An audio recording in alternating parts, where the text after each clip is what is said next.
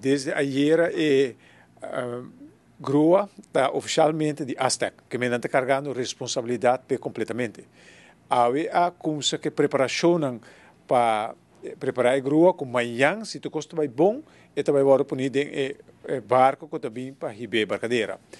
O barco lo é 36 horas manhã e para 8 horas não vai começar assim trabalho de lifting para pôr dentro do barco e não tá calcular que ele vai durar 3 a 4 horas e não tá purva para amanhã, prometo amanhã tarde, amanhã noite que está na barcadeira. Lo qual não quer assim, não quer transportar durante horas da noite, do dia tu vai suceder.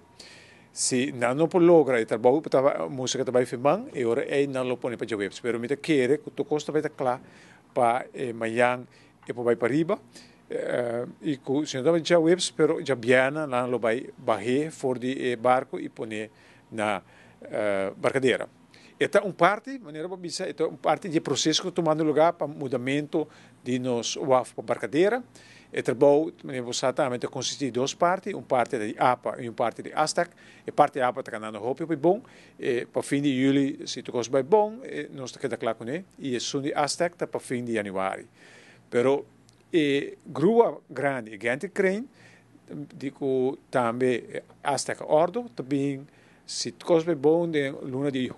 junho, para fim de maio, também sai para Espanha. Esse é Mike de Lisla de Aztec informami e na mester de grua aqui não mobil crane que para ajudar lanta e grande crane na barcadeira e pensei também já vou acabar mas se tu gosta bom para banda de novembro já é grande crane está em operação e não pode começar esse teste na barcadeira está projeto bonito está algo que me quer que nós Aruba lo vai ter mais ventaja com a hora aqui seguro hora que nós tem crane para riba e algo positivo para o desenvolvimento que está dentro aqui e depois nós também seguimos com o desenvolvimento de nosso WAF hora que coisa muda e também para a hora que nós temos a Aruba aqui fim de semana já nós não temos móvel crane mais não tem que jammer pero está cria toch com parte com o mudamento de verdade fisicamente também está tomando lugar. Na novembro, quizás também com esse teste, e agora é certo barco de container, quizás também está na barcadeira, mas por lo pronto, até o final de janeiro, o barco de container está seguindo aqui não, que nós também usamos os grandes crane para bater e carga não, e está em boa condição agora aqui, e se nós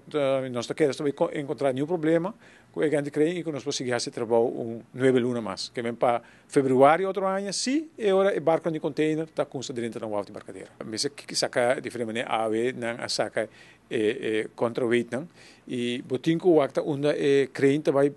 correr e vai WAF, botin o acta como vai lante, pero se não está com a escrever de manual não, compa move crane móvel assim, e até ter devida conta